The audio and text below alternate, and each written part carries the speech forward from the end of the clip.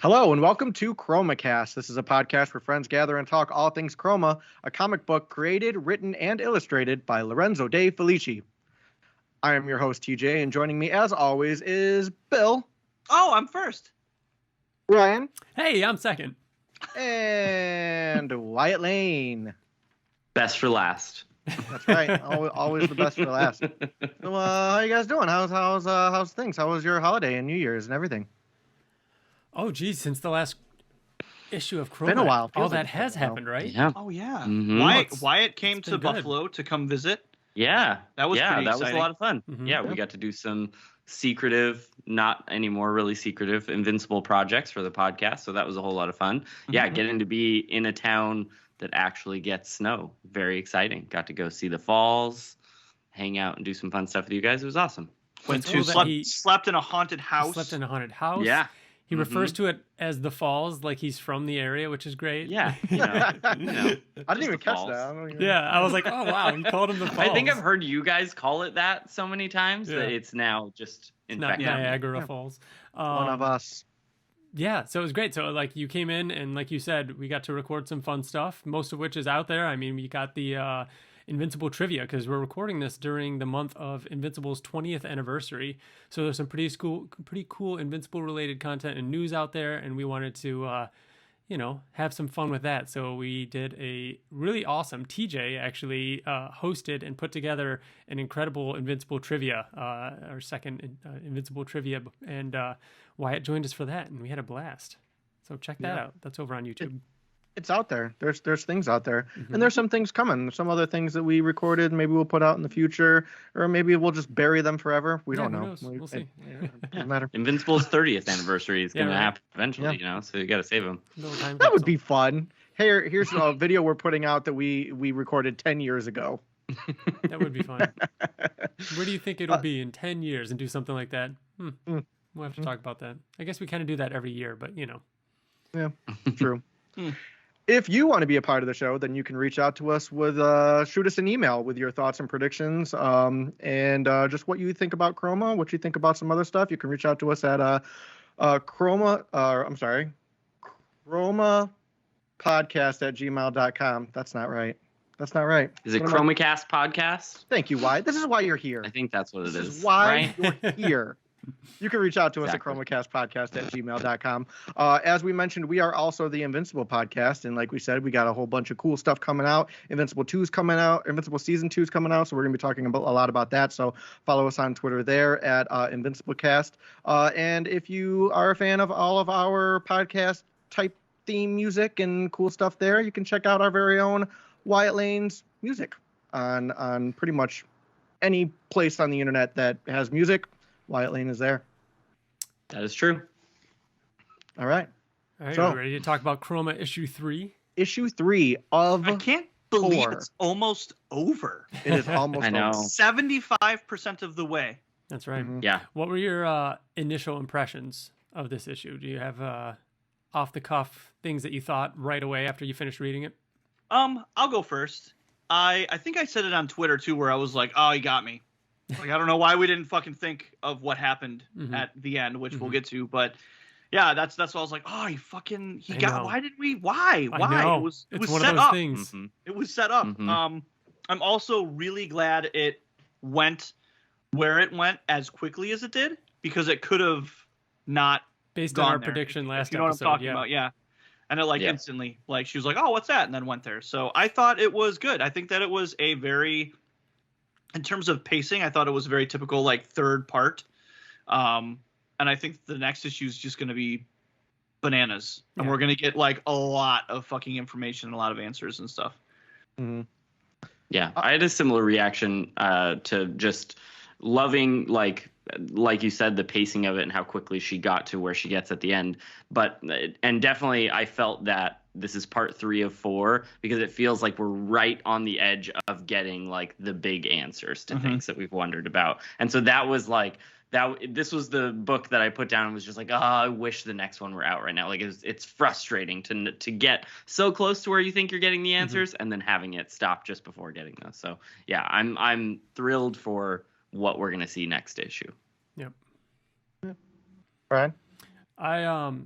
I echo a lot of what you guys said, but I do remember reading it, and 3/4 of the way through, I'm like, there's more? And it just kept going. And then I was like, all right, just like you said, Bill, I was like, come on, how did I not see this coming? Mm-hmm. And again, just really impressed with the quality of this book, both in the writing and the art, all the way through, that it's special. Yeah. Yeah, and like you said, like it's always longer than I think it's going to be, which, yeah, it's only 4 issues long, but they're long issues. So there's a lot of story here, a lot of art, there's a lot of things to dig through. And maybe in the future we'll get like an epic, compendium hardcover type, just a culmination of all 4 issues. That would be awesome. Mm-hmm. That would be very cool. But yeah, I loved this issue. I thought it was really good. I really enjoyed really have been enjoying, even like the last issue and this issue, like the things that are maybe whatever's going on with Zet. Like, is it in her mind? Is it not in her mind? Is there something more? I still feel like there's something. It's more than just in her mind. I'm sure it could be in her mind, but there's something more to it. I got more thoughts on that. We'll talk about it. We'll talk about it. But I really like all of that, especially with the them kind of playing the angel and devil for Chroma. I really enjoyed all of that, and then obviously the ending of this, it got me too. I thought it was great, but we'll dig into it. So, again, are you ready? Incredible cover. Love the cover. Yeah. Yep. This is probably my favorite cover. I think Lorenzo will forever be like my favorite consistent cover artist. Like, it's just he's so good, so good. Did even the one he posted on Twitter, like a different design that he had for issue 3 that he just said was like a rejected idea, and it was just her like at the base of the big crystal castle or whatever, and it was still just like sketches. It wasn't like a finished one, but even that, I was like, God, that would be like, I want you to finish that one too, just so I can have another Chroma cover. Did they have any of the variants at your shop? The only when they have the. Yeah, I regret it. Usually I grab both or whatever ones they have, and they had both there, but I only grabbed the one. What was the other one for this? I can't remember what it was. I'll look it up. I forgot what it was, but I've gotten just about all of them so far that I can think of. But yeah, I'm still a sucker for issue 1. I get all of the physical copies and digital, so I buy the shit out of this comic. All right. So last issue ended with the bird, as I guess we're going to call him, right? That's what I refer to him as. Saristo. Yeah. Oh yeah, that's right. He has a name. Yeah, but he's known as the bird. The bird. The bird man. The bird. The bird who's not a bird. Apparently, the bird is the word. So. Oh well. Just waiting for it. If you haven't heard. Him over Chroma with the knife to her eye after putting some dust onto her that we assumed might be making her paralyzed. And that's right where we pick up with issue 3. So we agree that he's a different color than Chroma, right? Like it's multiple times it shows him in different light, and he is like he has a hue to him that is not just black and white. Is it because she grew up in the Pale City? And but why?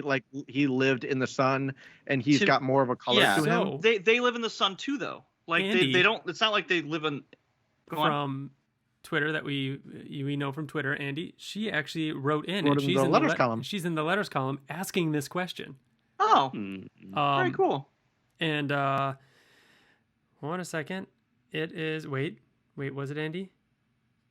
Was it Andy? Oh yeah. About the chalk, because she asked if they just cover themselves in the chalk, and Lorenzo says about the chalk, yes, they do cover themselves and everything around them in chalk, clay, or anything black or white. In addition to that, because of inhumane genetic selection, they operated generation after generation. Citizens have a naturally pale complexion. The king doesn't have anything to do with the reason why they're colored, or like have no color, like king of color and everything. Okay. So maybe because he's a bit older, he is pre some of that, But, and also maybe because he's exposed to the light a little bit more. Yeah, I mean, like, I don't know. To your point, Bill, like, yeah, they all live in the sun, but they're all covered in chalk too. So I think that protects them from the light. And Chroma was always locked away too, so she never was really in the light either. She was always in the dark. So that's a good point. Yeah. I think I do think it's worth bringing up though, Bill, because I mean it is Lorenzo.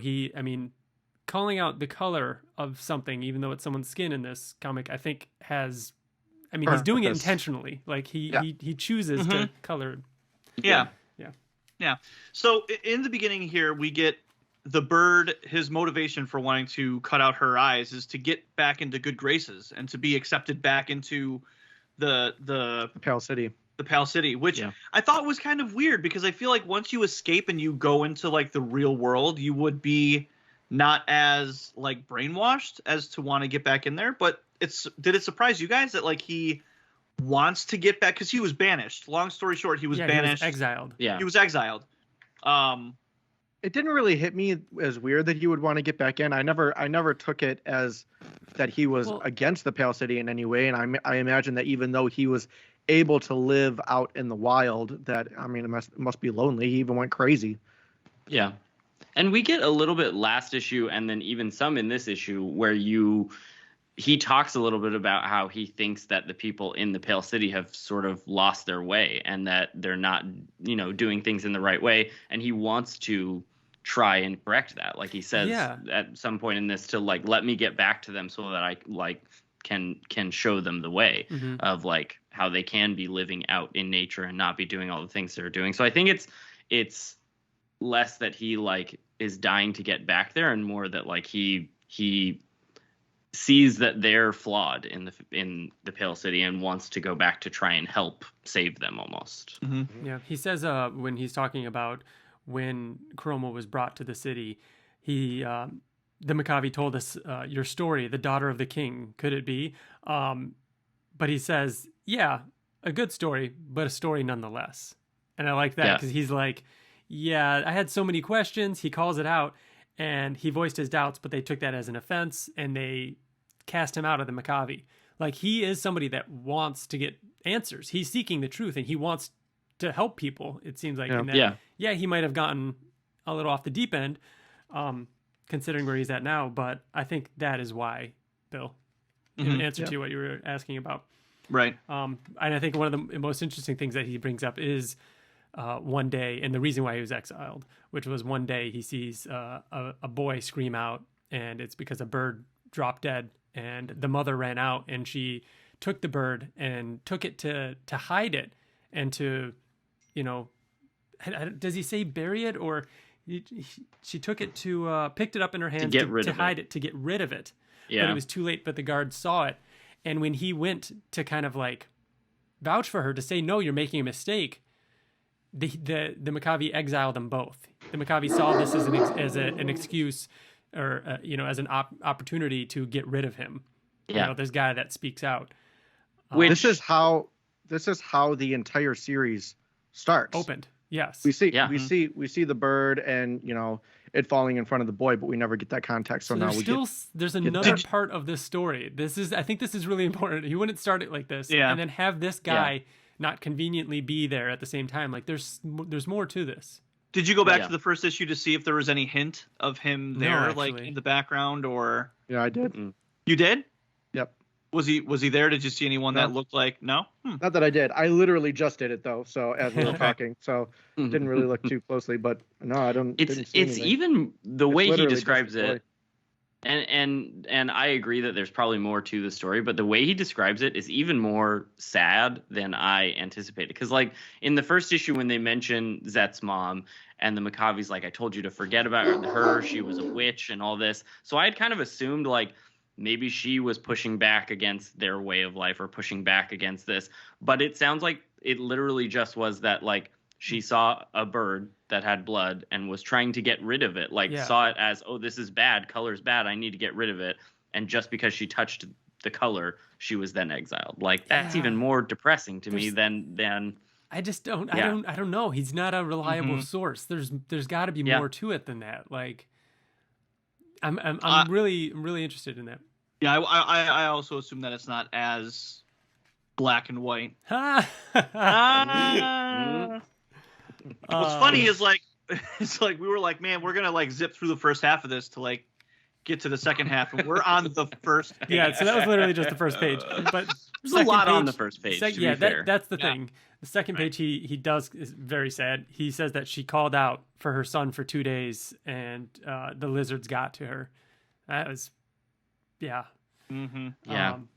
And then I'm sorry, I know we're going page by page or panel by panel, but I love the line that he gives next. It's probably my favorite line in the entire issue. I understood that stories are not blades to fight with; they are bars to build a cage. Yep. Yeah. Mm-hmm. So good. And yet he still wants back Poetic into that how he society. talks. Like, that's what I don't understand. Like, he calls out the hypocrisy of it all, but he wants to be a part of it again? Or maybe he just think it's that I think he wants to go back and change it, or even from kind of how crazy he kind of seems in this, it's just that he's learned how to play the game. Like, he knows what the Makavi was doing, and he's like, oh, well, I can do that, and I can teach them, like, with my stories about how to control the lizards, and that'll help me control them and get them to do what I want them to do, rather than what the Makavi wants to do. Mm-hmm. So he takes the knife, and he's about to, hurt Chroma, I'm assuming cutting her eyes out. And then we see kind of a glimpse of the Makavi, but he's like demon-like. He's got really long, stretched out fingers, really sharp fingers. He's got like razor sharp teeth and red eyes, and he's saying, well, look at that. Maybe I was wrong. Maybe you did find a way to hurt. You did find a way not to hurt anyone. This totally confused me at first. The first panel, TJ, he was not demonic. And it was just him normal. I'm like, oh fuck, did he find them? Like, yeah, I thought it was. I was like, oh, this is how she's gonna get out of this situation. Yeah. He's there, and he's gonna. I thought it too. So then the next panel is big red eyes, big claw, and then sharp teeth. I'm like, oh, she's in, like, seeing him like she saw Zet. Yeah. Yes. They released these couple of pages as like a preview. Oh. It was like right after we had recorded for issue 2, I feel like. And I opened it up, looked at the pages, and was like, these don't make sense to me. And just like closed the preview, and I was like, well, I'm not even going to theorize on what that could be, because it just didn't make sense. Like, I was so confused looking at them. And then Zet appears, like, in the same, I guess, faction of where this demon Makavi is, and they start arguing. They start, like, literally almost fighting, like physically fighting. And this is another reason why I feel like maybe it's not in her mind. It could be them, battling in her mind. TJ, this there's definitely nothing physical happening right here. Yeah, this is not like physical, but like, oh, you mean like magical versus mental? Yeah, I think it's literally just mental. It's literally the dark side of her conscious that's convincing her that she's bad to justify doing bad things, and then she manifests Zet as like the light side of her, because I mean, honestly, he was the only thing that ever brought hope to her. Like, she only ever heard despair. She only ever heard that she was evil, that she was the reason for all this, Yeah. Ryan, you said there's nothing physical happening here. Zet leaps after the Makavi. The Makavi grabs him by the neck and throws him across the room. They're both imaginary. Head. They're both imaginary. Yeah. Oh, no, I meant there's nothing. The two of them. Yeah, there's nothing physical happening outside of those two entities. No, I wasn't saying that. I'm saying Zet, like, was having a physical altercation with evil. Yeah. Okay. Yeah. I think you're right. This is very much like manifestations of her trauma and like the negative parts of how she was kept as a prisoner and raised, and the positive side, the hope that she got from Zet, just kind of manifesting in her mind, and she's like hallucinating them essentially. And it's like a hallucination, and I mean, even when like the Makavi or whatever, he's saying just let go, just do it, and Zet's saying don't listen to him, you didn't hurt anyone. She's like, yeah, I did, I hurt you. And then the next thing she sees is the spear through Zet to like convince himself. So it's like he's reminding her, no, you didn't hurt me, and it was him. I got hit by a spear, not by you. And they're both saying things that she believes and that she has heard both of them say, like that they would say. Like Zet is saying, just because you said so, because he's saying, you know, she is what's wrong. And that's everything that she kept repeating, like issue 1, like, I am what's wrong because they told me, like, it's that indoctrination. So cool. And I love that he says focus Chroma, and you see his hand on like Chroma's wrist, and then the next panel is the same shot of her making a fist, but the hand is gone. And I know that's like kind of a trope when you see a character's hand do so that. Cool. It's so great though. I was so excited. It was really good. It got me pumped. I was like, oh shit, here we go. And like I talked about last episode, the last issue, there is that whole trope of having that ghost, you know, thing, whether it's mental or whatnot, of that, you know, loved one or that person that, you know, talking to you and getting you. But he's doing it so well that it's worth it, you know. Yeah. Especially when you think about that, like Chroma is a character who has been locked away in a room and had no personal interaction, that it would make sense for her to hallucinate and have these imaginary friends essentially that are helping her decide who she is. And it just makes sense. Soristo. Soristo's been alone for how long, and he's lost his mind. Yeah. So, so he says stop resisting, and Chroma, you know, fights Soristo, and you can see blood, and then we get another scene. So I love this. I love that. I'm gonna skip forward just a little bit, and then we can go back to the really important scene of Zet's funeral. But I love how she stabbed him off, like camera, if you will. Mm-hmm. How so? Like last thing you see is him saying, "You were meant for this." Yeah. And I like that leading up to that, it is Zet being like, "Hey, you knocked him back. Run away. You can just get out of here, you don't have to hurt anyone." But the Makavi being like, "No, you talked about people getting what they deserve. Go give him what he deserves. Like, pick the knife up and kill him."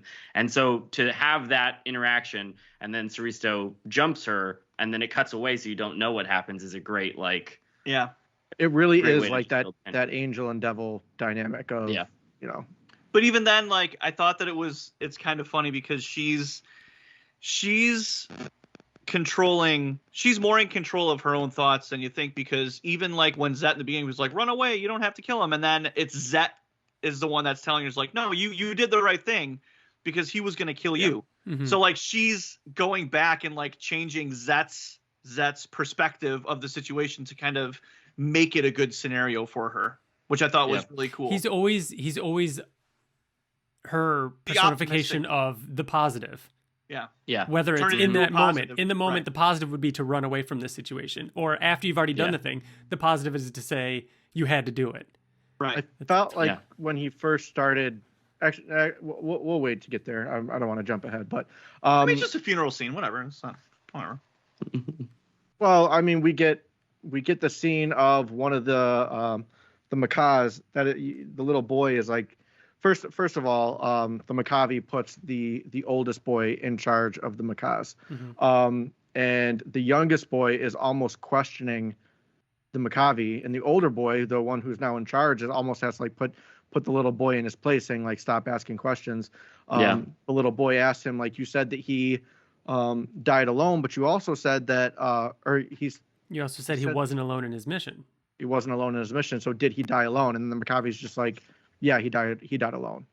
So the little boy knows that, like, or is suspecting that something is up. Mm-hmm. Mm-hmm. Yeah. So, and then we're back to Chroma, and so this is what I was going to say before, that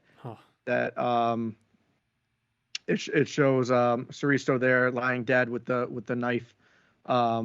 knife in him, and Chroma standing above him. So they say we should gather some of this stuff, and I thought Zet was going to go the other way, because he says he doesn't need it anymore. He's not moving. He's dead because of you. You did it. Yes, you did it. And I took that as him saying, like, this is your fault. I told you not to kill him, and you killed him, and you lost control. But in the very next breath, he says, it's not your fault.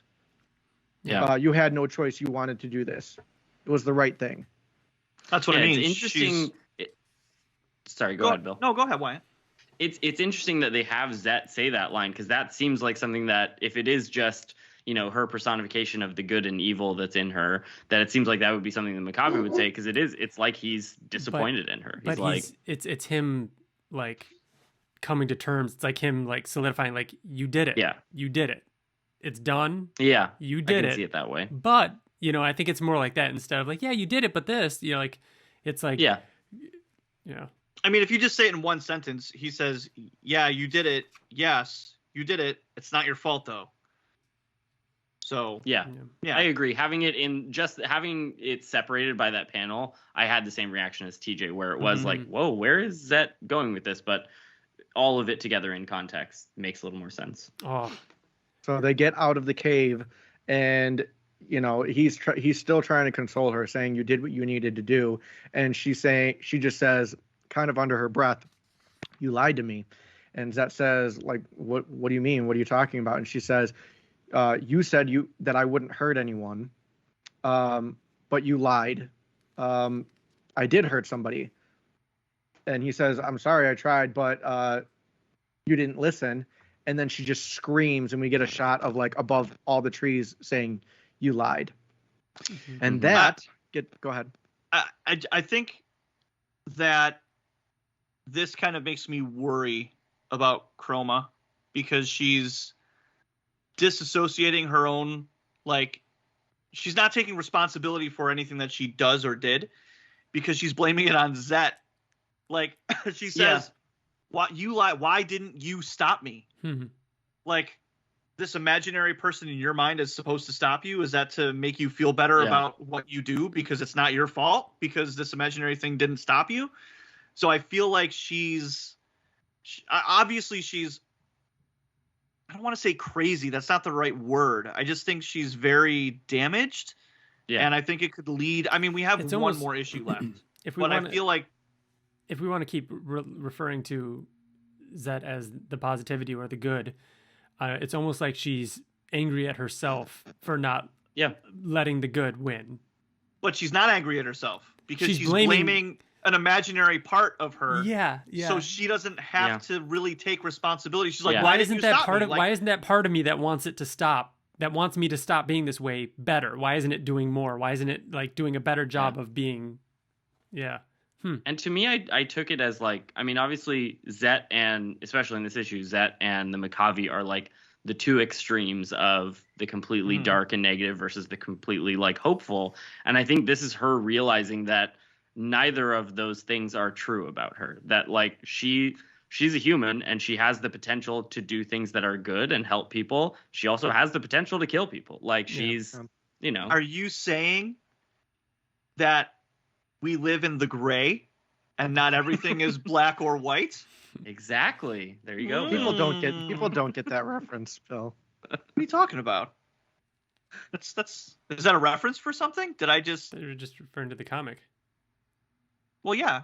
Oh wow! I thought you were quoting Thrice, the song "The Gray," because it's literally the lyrics. Not everything is black and white. There you go. I mean, it's a saying too. But that's really funny that we are like diehard fans of Thrice, and I thought for sure you were quoting them. They have a song called "The Gray," anyways, she screams at the top of her lungs, "You lied," and that gets the attention of. We get our good buddy, the right hand man of the Makavi, Demog. Yeah. And he's eating some kind of fish, it looks like, off of his sickle. And then starts to wander out, kind of following where the birds were going. Scarred and scratched up he is from the thorns. Yeah.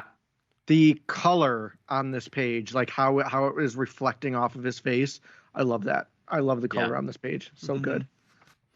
But he starts following where the birds were going, and then he starts to hear her saying, "What do I do now?" as she's in the river, like washing the blood off, just asking, "What do I do now?" She's considering going back. Did you guys also think that bug that was on the branch were like initials of some kind?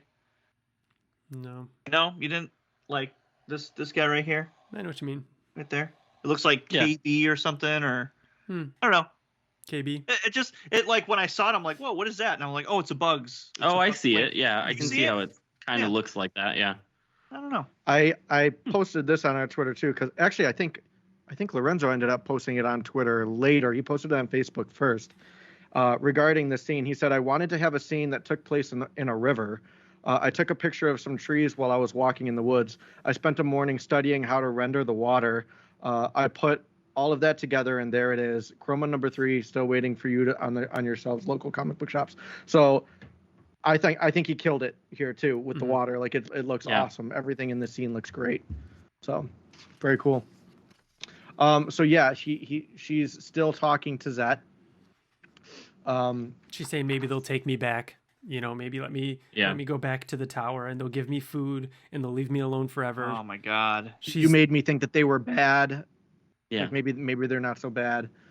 And then Demog, she's reverting back to that sense of security, that she had. Like the sense of security, and yet she's like, think about it. People chase her and beat her, and she would rather do that once in a while, and be trapped in a dark room than be free and in the open. And there's fear of like other things out there, but it's just so fucked up. Like, it is. You think like people like this happens. Mm-hmm.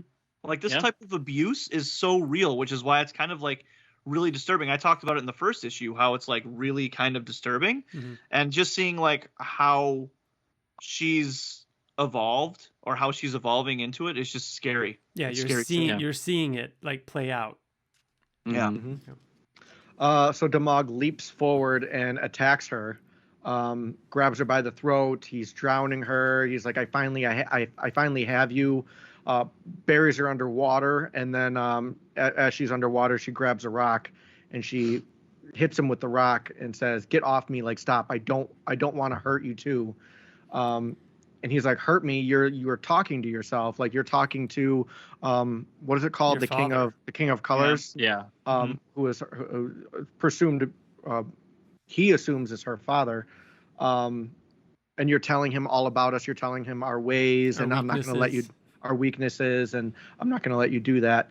You want us dead, all of us."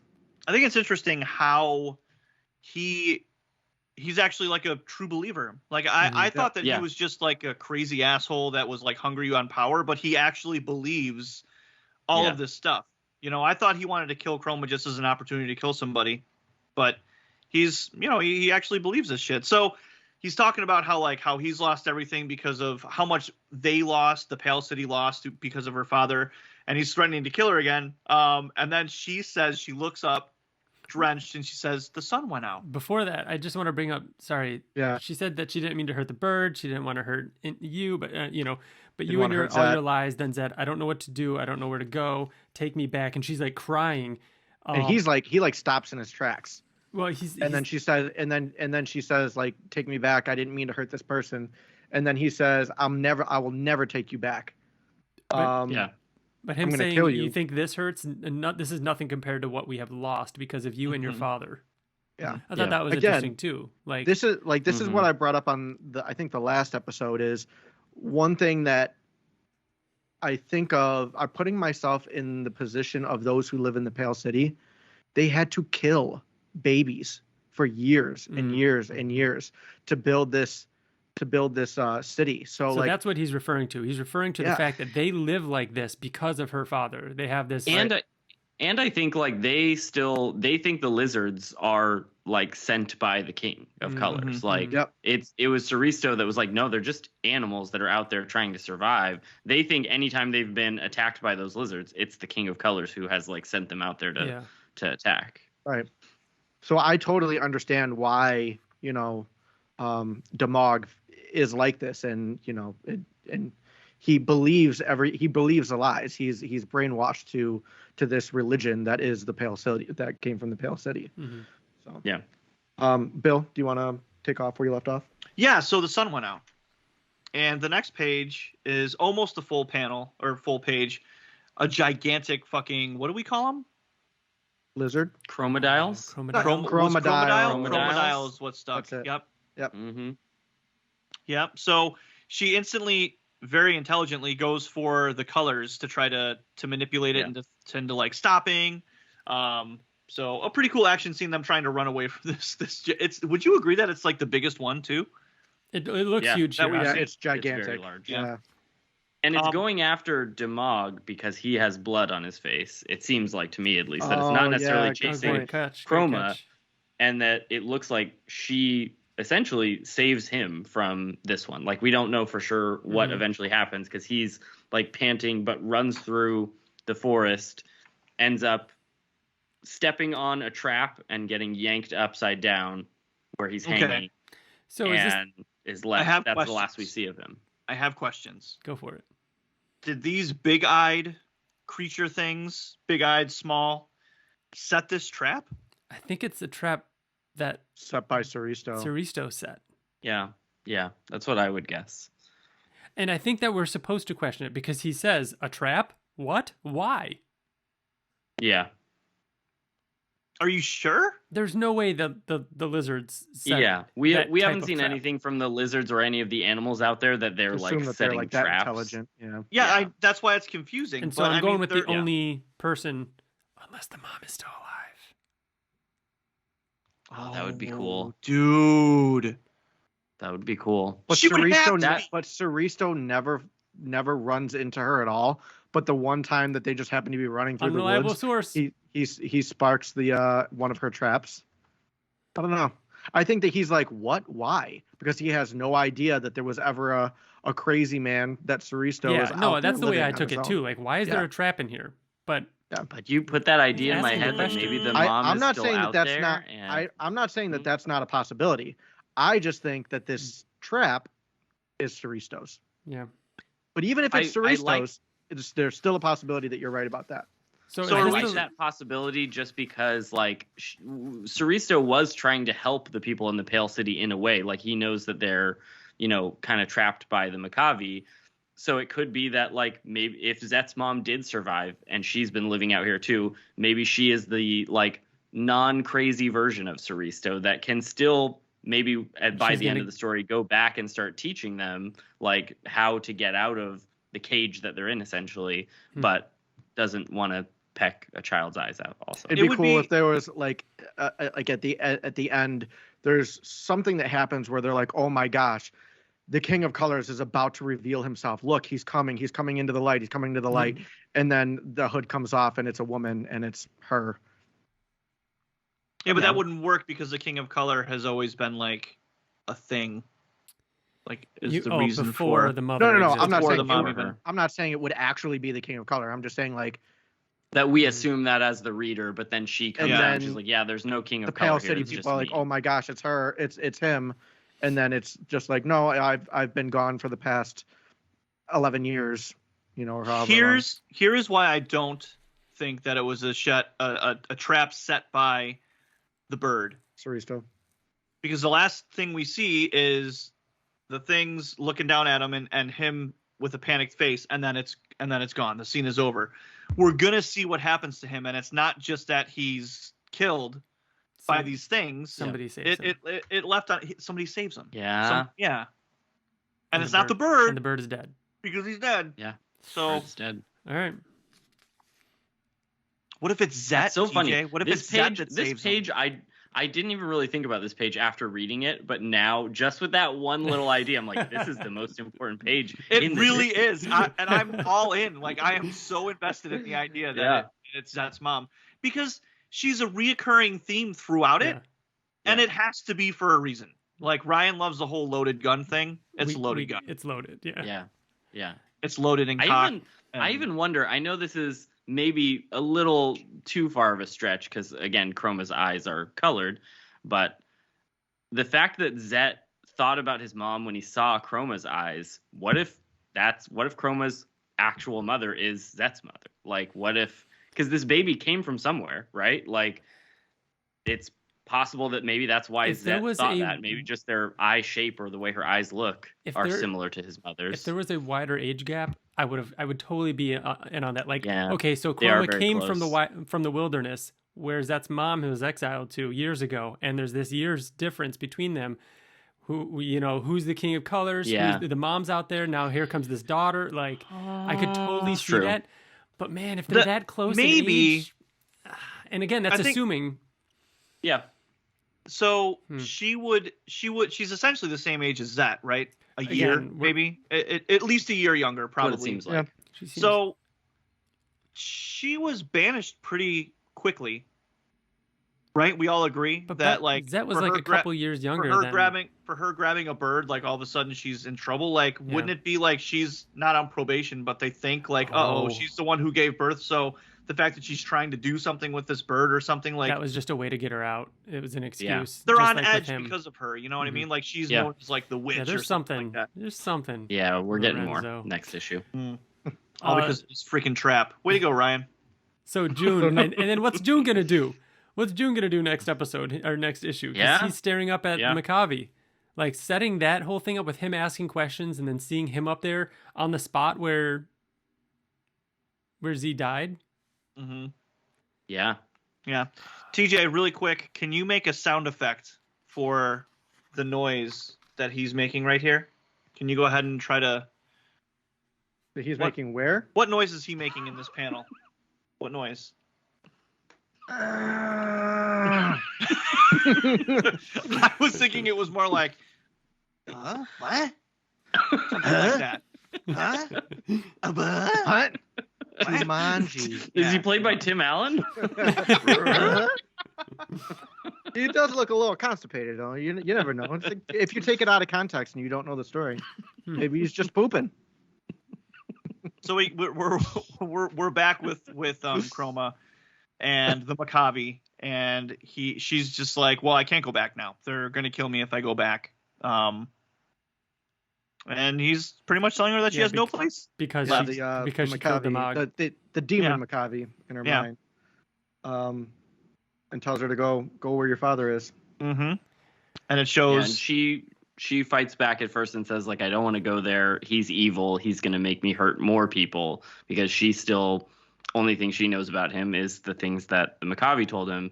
But then Zet shows up and basically starts to agree and says that, like, we don't really have a choice of where you can go. Maybe we can get some kind of answers there. He puts a spin on it. Like, oh, maybe he sent you to save us. Maybe, maybe it was, for that reason, not destroy us. Yeah.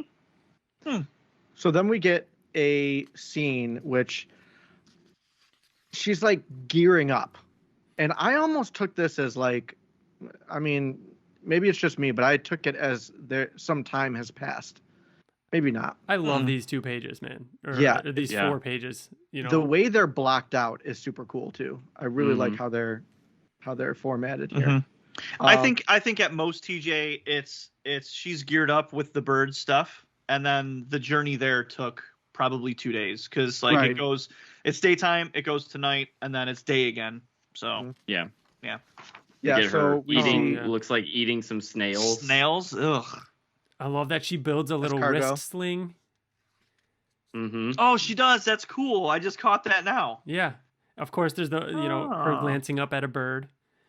It's a cool shot too.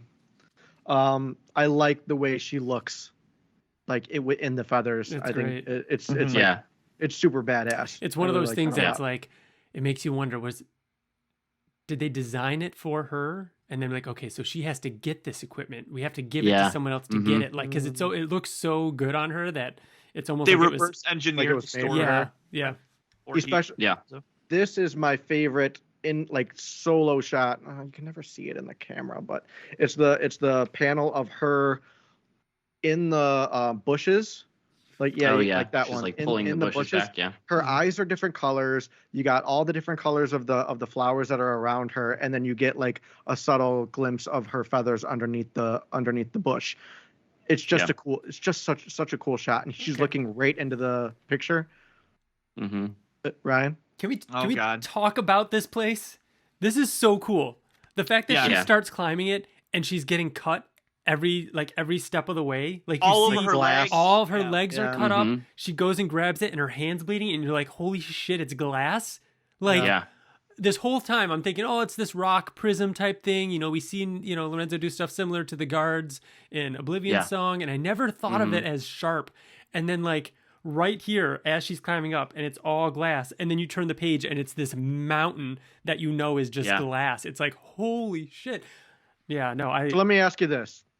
do you think that we'll get an origin of that glass mountain, or it just is what it is? It's something that lives in this world. I think it lives in the world, but we'll get like an explanation as to How it what was created? It is. Yeah, what it is. Okay. Yeah. I feel like we don't need it. We don't need it. Yeah. But Yeah. I don't think there will be any type of explanation for why or what this place is. Yeah. I think Yeah. it's just a mountain. It just so happens to be glass, just like What? No, I think chromodials that exist. Why do they exist? I'm sure we can go back and find evolutionary reasons as to why they exist in this world if we're scientists. But that's what I mean. Sure, We're not going to sure. find out. The same reason why there's evolutionary Exactly. reasons why this mountain exists. I don't Yeah. think there's going to be anything in this comic that explains this mountain the same way there won't be anything that I explains. think that there's. Chromodiles. I agree, but I think that I think it has some bearing on something. You think that it's just going to be like a glass mountain that doesn't have like any effect on anything? I think that it absolutely has an effect on something. Like we'll meet the King of Colors or whoever's there, if anyone's there, or some sort of creature or being, and they're like, oh yeah, I use this place to fucking because I can see really far if I look through. You know what I mean? Like something like that. I agree like, that there could be a story purpose for someone using this place, but I don't think this place was man-made or, created otherwise. Yeah, I think we're saying the same thing. So she's there and she's screaming out for her father, like, "Father, I'm here. I need to talk to you. Come out. Where are you?" And then you see like glimpses through the glass of like more So cool. chromodiles, right? I thought she was going to find somebody. I really did. I thought that there was going to be somebody there or something there. I wasn't expecting just more chromodiles. You know what I mean? I think that next issue we might still. Like, I don't think Yeah. that this issue put a button on whether or not there is somebody there. I think she's still on, like, the journey of exploring it. I'm leaning towards I don't think anybody's there, but I don't feel like we got a definitive answer in this issue of, like, there is no King of Colors. He's not here. I think this is just the chaos of what happens in these next few pages. Do you think the purpose of this whole part the next issue could literally start with her descending the mountain with a army of chromodiles behind her? Yeah. And that's the only point of this. And to Ryan's point, we'll never really, it's just what it is, and that's maybe where they nest or something. Yeah. But there might not actually be, like, the whole point is it's a fucking lie. Like, people just fabricate these stories, you know what I mean, for a lie. And here's this giant prism on a mountain. Of course, that's where colors come from. That's where these colored monsters come from. It's the story. I think that there is nobody there, but after doing this podcast tonight, if anybody is there, it would be the mother, and that's just a place where she set up shop, but she doesn't live there. She sets up shop there, but it's infested with chromodiles. You're right. I don't think the mother is there. Unless if she is like Saristo and she has figured out these are just animals, I know how to get them to go in another direction. I know how to survive around them. It could be just like How to Train Your Dragon 2, where Hiccup goes and finds I was his literally mom. thinking that. I was literally thinking that. Yes. So it's almost weird how often I think about How to Train Your Dragon 2, honestly. But we get several pages here of really cool like this action scene of her getting attacked, her dropping the marbles. Yeah, like going after the marbles and dropping them, and her finding this really small, tight little tunnel and diving through the tunnel, and the chromodile is attacking her and trying to get at her through this little hole. And she's the one that stabs, and you see it in that panel. Yep. Yeah. Stabs her right between the eyes, right on her forehead. Betwixt. And she's descending more and more into this tunnel. She sees Zet shows up and says, the chromodile goes away, and he says, "Is it gone?" And she says, "I don't know." And he says, "I can't hear anything outside. There's just silence. Did they all leave?" And we see the one that was chasing her, his neck changed to blue and then to white as he goes back out, which blue is stay. Yeah, blue is stop, and then white I think is just waiting. Searching. White is searching. Searching. White is searching. What? No, white. They're white looking for is or waiting. White is It's either waiting. searching or waiting. Yeah. Because they're white in the next scene. And they says their neck is white now. White is waiting. Mm-hmm. And TJ, you're wrong. This is absolutely the best part of this issue. These 2 pages. Talk in front of the mic, not here. Oh, I'm sorry. that actually blocked what I was saying. Oh yeah, it blocks it. Oh, wow. I mean, it just muffles you. I heard what you said, but these are the best 2 pages. Yeah, I mean, sure. I mean, the 2 full page spreads. Holy shit! Yeah. I guess I agree with you, but like when it comes to like the like. It was at this moment when I was like, "Oh, come on! What the fuck? How come we didn't? How could I not see this being a potential thing that happened?" It hit me sooner. Yeah. It hit me sooner when when it first cuts her and she looks, and then he looks at her, and you can see the like mirrored image. And that's when I was like, "Oh, no way!" And then you turn the page and it walks away. So I was a little surprised at how many more times they show it, but it's worth it every time because the art is so good. Yeah, it really is. Because you get the 2 pages, and then they show it again in like a quarter page comparison. Honestly, just the reveal of her, like, where are they? Are they gone? Like, they're not there anymore. And then her crawling out and seeing all the chromodiles like standing there, like standing at attention, was like the ultimate reveal, and that was awesome. How that was like directed, like how that played out. Mm-hmm. So from like day 1 when we read Skybound X-25, and Wyatt, you called out the fact that it was green, red, blue. Yeah. You know, those primary colors, those the chromatic thing, and we never once, as far as I know, none of us thought or made the connection that her eyes were blue and green, just missing red. Yeah. Like in the same I think on the first episode that we did, you said something about her getting a third eye at some point to have like another color. Maybe I'm misremembering that. Maybe. I feel like you said something like that, but it was more so just like in a, well, she's obviously not going to grow another eyeball, so whatever.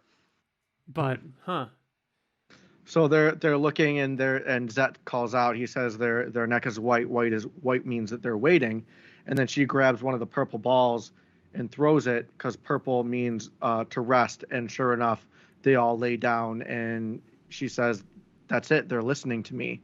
They believe me." And then that's the end of the issue. So, do you think Chroma is actually going to end up being potentially bad? Do you think she's going to go and get revenge, or? That's what this whole thing has been about. Our main character is losing her mind. She's crazy. She has every reason in the world to go back and destroy the city. Mm-hmm. But this whole thing with Zet and with this that demon that is the Maccabi. The Maccabi, that's the demon Maccabi that is like playing angel and devil. That's why I've been like kind of saying this the whole time, is it's going to come down to her wrestling with which direction she wants to go, because she now realizes that she has full control, and she could destroy, she could rule that city. She could destroy that city. She could, do whatever she could really do whatever she wants. She's the most powerful being just by having control over these animals out of anybody in this story. So I think if she goes back to the Pale City, she's definitely going back one way or the other. Off the but I mean I feel like if that's like the whole, like if she just journeys back and then it ends with her in the Pale City, like, and whatever happens, I would be almost a little disappointed that we didn't get more. Like, I feel like they could do a flash forward. They could do like 10 years, and she is like queen to these things, and she's gone out and found other like civilizations and other cities and stuff, and maybe liberated them or something like that. Like, I feel like Lorenzo could do something like that. I think he will. You think so? I don't know if it's going to be before the Pale City, though. I think that there's going to be resolution with the Pale City, and we'll get like a prelude. Mm-hmm. Pre is before. Epilogue. Yeah, that's what I'm looking for. Thank you. Where it'll probably be in the future and what happens after that, unless Chroma dies. Then probably not. No, definitely not. I have a theory. I liked this. I liked this ending because I think throughout a lot of this issue and throughout the whole book, really, Chroma is never really the person who is like in charge. She's always being told what to do by other people, whether that is the imaginary Zet that she has in her head or the Makavi. And I think the ending of this issue is her starting to realize like, oh no, I'm in control of not just my own actions now, but I'm in a position of power that I can actually choose what I do next. And it's like you said, whether or not she's crazy and does the wrong thing or does the right thing is still a mystery. Yeah. Ryan, I'm dying to hear your theory. No, I need to hear it. I'm going to tell you, but it's one of those things that the more I think about it, the more I'm like, man, this could be right. And I don't know. I could see her going after the Pale City early in the issue. And that's that side of her. Mm-hmm. And I think the mom shows up with Dagog and stops it from happening. Demog, whatever. And appeals to that side of her. And then, but because that's a happy ending, but because we saw June seeing the Makavi up on the hill, or up on the top of the tower, the bad guy still dies. We're saying Chroma's mom? No, Z's. That's mom. Zet. Yeah. And her just showing up and saying, I was Zet's mom? I don't know how that connection happens. I just think that she's going to show up and she's going to be the one that appeals to. She's going to be like Zet was in her imagination, but really there. Yeah, but June is going to lead to the Makavi's death. He's going to go up there and get answers, and it's going to lead to the Makavi's death. Yeah, probably with the spear through the chest. Yeah, I would imagine. What about or the Makavi actually comes clean and it reveals to June what he did, and Zet's mom is there and she hears it. We always do this on the podcast where we'll come up with all these like wild theories. I'll go off and say, like, for me, if I see Saristo again, cool. But if I don't see him again, I won't feel like I missed out on something. I feel like, oh, he got trapped. He got brought up in a trap. Demog? Or Demog, yes, thank you. He got picked up in a trap, and then and that's how his story ends. Yeah, no, but there's no way they wouldn't. He wouldn't show up after the thorns just to then be trapped again, to not show up again. Yeah. I think I feel like he'll be back, but yeah. I mean, you're not wrong, TJ. That could be like a death scene. I'm just saying, it could be. because we have a podcast, we tend to speculate and put a lot of expectations on what we think should happen, but I don't know. And here we are, not calling out the fact that she had the two different color eyes and a third eye. Like, no, and that's odd for us. Normally, we're like over speculating. She literally had us putting two a couple out of the three hours necessary eyes. Yes, and we didn't notice. Us putting a couple hours of thought into something is nothing compared to the amount of time and thought and energy put into this by Lorenzo. So, no, sure. we can throw stuff at the wall, but really, that's all we're doing. What if those chromodials were the reason? Because I think that it's odd that they would instantly obey her, like, and not each other. Like, why do they need a leader? You know, like, why do they obey her and not another one? Like, you know what I mean? Like, who?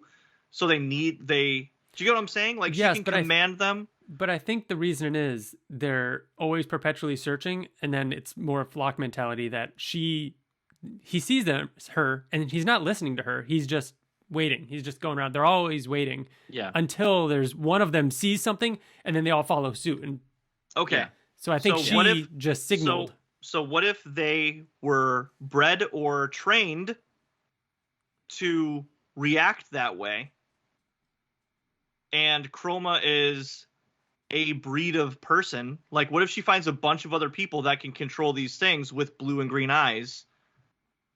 Do you know what I mean? I just feel like it's they. But then I would say, well, yeah, but then they would always need the red. What's wrong with that? People don't get tattoos of red dots on their forehead. Or... Because you'd think if this were, ongoing series, there'd be another encampment of people that have that and have that. Yeah. Mm-hmm. They could just put a headpiece on that has those three colors, and they're looking through gemstones or whatever, and like that's how they can communicate, and that could just be a whole thing. Free idea for Chroma 2, Lorenzo. There you go. Like it takes place like 300 years in the future, and they have like helmets that pop down with the lights and stuff. I was like thinking that. more, Mayan or Aztec or something like that, where it's more jewelry and headpiece. But well, there we have it. We want to know what you thought. So we have a couple emails. Bill, I think you have one from our friend Owen. Let me see here. I do. Hello again, KromaCast. Sorry I didn't write in the previous episode because of life stuff. I didn't get to read the later issues of Chroma till just recently, but it was worth the wait. This series continues to be one of the most visually stunning series up on the stands right now. One aspect in particular that I love is how Lorenzo is able to showcase Chroma's inner struggle with her nature being personified by the voices / appearances of Zet and the Maccabi. I also love the ending of issue 3 when Chroma is confronted by the giant color dials, the color crocodiles. That also works too. As I've decided to call them because of the cut on her head. They believe she's one of them. And those 2 pages of the close-up of the color dial's face and then the close-up of Chroma's face are just so good. I obviously agree. But this leads to my question. With the ending of issue 3 hinting that Chroma will take charge of the color dials, do you think the ending will feature her leading the color dials on an attack on the city and the Maccabi, or do you believe that it will take a more subtle and nuanced approach? Much love, Owen. P.S. Hope you guys like my cameo in the letters section of issue 3. I was going to say, Owen Saylor was in the letters. Very cool. What did he say? Sure. While you find that, I'll say that, well, A, we already kind of touched on all that. I think that she is going to lead a force. I don't know. I don't know. It could go either way. I feel like something has to change in her to make her want to get revenge. Because I don't think that she's a very vengeful person that we know of yet. So I think we are going to see some sort of chromodile attack on the city, but it's going to be fleeting and maybe even abruptly stopped. Like we will get a minute of that, but that is not going to be the resolution, I don't think. Yeah, I agree that she's not like a vengeful person, so I don't see her attacking the city. I could see her going to the city, just like lining up outside the walls with a bunch of them and being like, look, they're lying to you. These ones are listening to me. Like, they're not monsters. They're just animals, like trying to prove to the people that the Maccabi's lying in a way. Yeah, and the Maccabi, I think, is going to see this as a threat. Like, he doesn't want to lose control. He knows that it's all bullshit. He knows it is, because, he doesn't believe all the bullshit that he sells to the Pale City. So he's going to try to cover this up. He's going to, I think he's going to try and attack. And I think that when she goes to the Pale City, something's going to happen definitely with June, the little boy from the Macaws. But I think that when she goes to the Pale City, I don't think it's going to be in order to attack, because like Bill and Wyatt said, she's not in that mindset right now. But the difference is, like, we've seen her struggle with that mindset. Like, literally, she is confused. She is conflicted on who she is and what she is meant for and what she deserves and everything. And she hasn't been, just because she's found this out that she can control them, that doesn't give her an answer to those questions. Like, she still is that person. She still could be confused, which is why I think there will be a moment of her thinking that maybe she is supposed to attack. Maybe this is what she's supposed to, because they hurt Zet. It's possible, but I feel like we would obviously need some to build. Exactly. Somebody. It's not going to start out. That. It's not going to start out with her charging the Pale City. It needs to start out with the demon Maccabi in her ear, like they outcast you, they beat you for years, like, and then her going crazy and then going to the Pale City, something like that. Yeah, but that's why I was saying, like, that does exist within her, so we need to see that. Ryan, do you have an email? Yes, from Stefan. Yes, I do. I have one from Stefan. Stefan says, "Hi, I was quite disappointed when I read in the letters column that Chroma is just a mini-series. Was it thought as a mini from the beginning? Because it doesn't feel like one, and I'm curious if you were able to wrap everything up with only one additional issue left. Are there plans to return to this world? And I would have appreciated if Chroma was advertised as a mini or limited series from the start. Now it does rather feel that the series was canceled and repacked as a mini. If it was canceled due to the lack of sales, please just say so. The whole thing made me feel more cautious when picking up a Skybound book in the future, especially when they are $7.99. Love the art though. Cheers, Stefan. First off, Stefan, we are not affiliated in any way. If that came off as confusing, we do not have the answers for those kind of things. But as far as I know, it was announced as a mini from the beginning, as a limited series, right? We knew that it was 4 issues long, like going into this before the first issue came out. First episode we talked about this. Yeah, it was, I think, just before the first issue had come out, Lorenzo did an interview with, I want to say like comicbook.com or something like that. And he had mentioned that, it was always planned as a 4-issue series, that he, likes the world and that could see, potential stories possibly in the future still existing in the world, but that there aren't any like definite plans right now for that.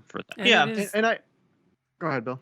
No, I was just gonna say like that it was announced that it was a 4-part miniseries before issue 1 even came out. Like, and so sales have nothing to do with it, obviously. And I mean, it hurt me too, like, because I love Lorenzo and I was excited about the story to know that it was gonna end, but it actually made me a little bit more appreciative of it, I guess, because it's like knowing an ending such a short knowing an ending is coming. And it also made me realize that not every comic that comes out has to follow the same, like, this is going to be ongoing until it's not, until it gets canceled. Like, we can get a 4-part miniseries, and this isn't 4 issues, this is like 2 trades. Like, you know what I mean? That's what I was gonna say. They're double-sized issues, so we're basically getting 8 issues. Yeah. And I get it to a degree, because like it's not like it's the covers aren't saying 1 of 4, 2 of 4, like, and a lot of times like, but it was meant to be 4 issues, and like Bill was saying, I can appreciate that more because Lorenzo started page 1 knowing that it was going to be 4 issues, so I know that we're going to get one full complete story that was planned that way from the beginning. So and I know, Stefan, it's disappointing, but at the same time, hopefully there's hopefully you can appreciate the quality of this thing, though, and knowing that you have a definitive story, that this has a beginning, a middle, and an end, and it's a thought out, complete package. And hey, maybe if it sells well enough and there's the story is there and Lorenzo wants to tell it, then maybe they'll return. Lorenzo already said that he has ideas. So it could potentially come back. So, and I think that's part of why it's okay with me that it is a little bit shorter, is that, especially because all of this is coming from Lorenzo, and knowing that like he's not going anywhere. We're going to get whatever he's doing next eventually. And that just like, even though this specific book will be ending, to know that we're going to get whatever he wants to do next after something that's so creative and so unique, I'm just stoked for it. Yeah. Which is something, because I was going to save this for the end, but now that we're talking about it, even Sean Makowitz says in the letters column, he says, and be on the lookout for news of Lorenzo's next comic. 2023 is going to be a great year for comics. So he's already got something in the works. Yeah. So, Chroma 3000. Chroma taking place in the 2049. In a cyberpunk. Yeah. How amazing are these? But everything's still black and white, no neon. Yeah. Wyatt, you have an email as well. I do, from Christopher Wise, one of the hosts of the Invincible podcast. He says, "Hey guys, Chroma Day has arrived. This book is just toying with me and I can't get enough of it. Is everything as simple as it seems, or is there a bigger force at work here? I'm pretty sure Zet and the demonized Maccabi are just in her head, like a conscience, and projected into her vision. It makes sense if she's been locked away her entire life, given a very negative view of herself and beaten once a year by everyone in town, that she would develop a mental problem. But even though they seem very angel and demon on Chroma's shoulder, why do they both agree on going to the mountain to see the King of Colors? Maybe deep down, that's where she really wants to go." That's what I'm saying. Yeah. I think it is. I think this story is going to be about her no longer listening to what other people tell her she is, and she's finally listening to herself about who she wants to be. Chris keeps going. He says, "I love the montage of her traveling, especially the panel of her just staring at her reflection in the water. So beautiful among the many panels of just her face and eyes. Whoever gets to own this art better enjoy the hell out of it because I definitely would. I think Lorenzo's all digital, right? all Doesn't he digital. draw digital? Yeah.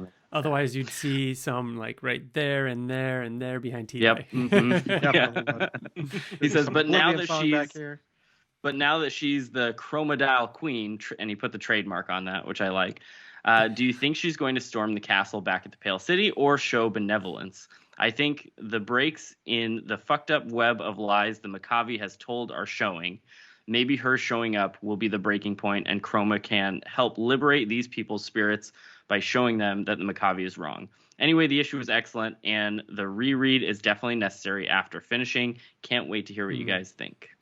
I think we're going to get all of it. I think we're going to see innocence from Chroma. We're going to see we're going to see like I guess fury, for lack of a better term. Like we're going to see her angry. That's a good word.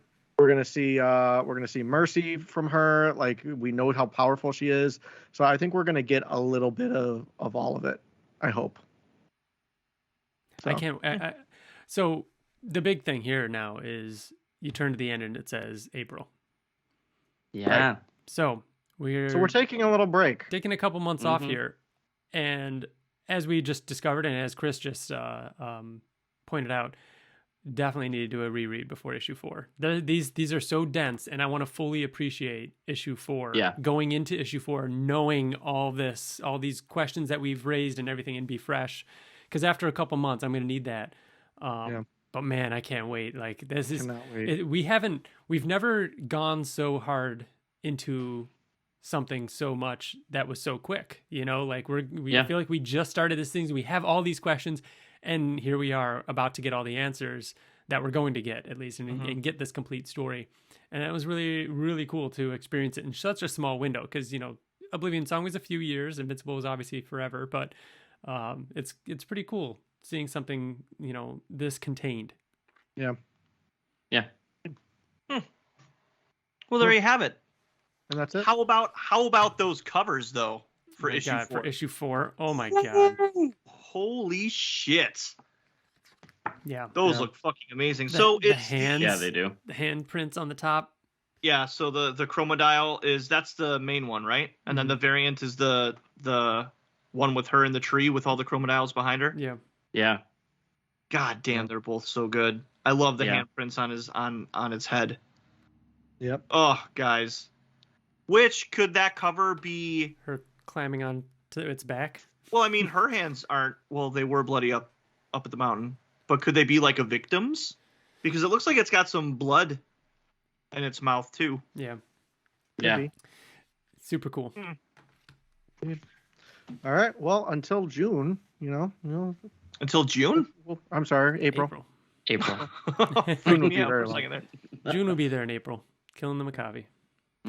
Nice segue. Thank you. That's honestly. John, You know well why done. I said June was because we were talking about the handprints, and I thought popped into my mind like maybe June dies, and that's what brings her back to like Zet being She snaps. like and then it brings her back to like the opposite, like reality of like, oh shoot, like I hurt somebody else.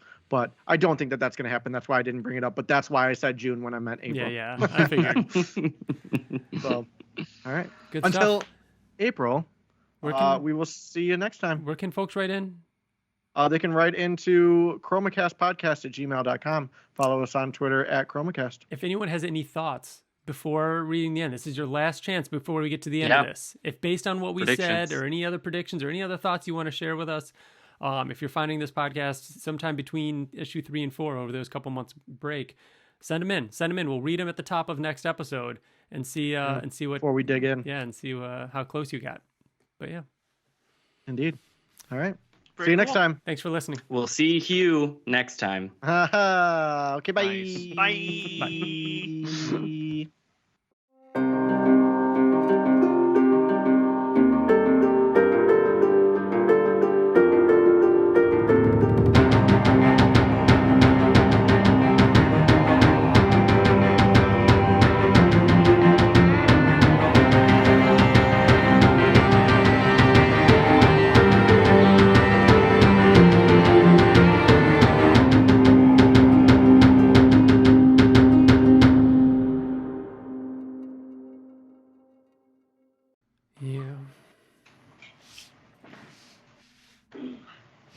Speak to me, Bill. I hear your family, so I know you're just doing that. I was like, how is this possible? How are we hearing the background noise, but not?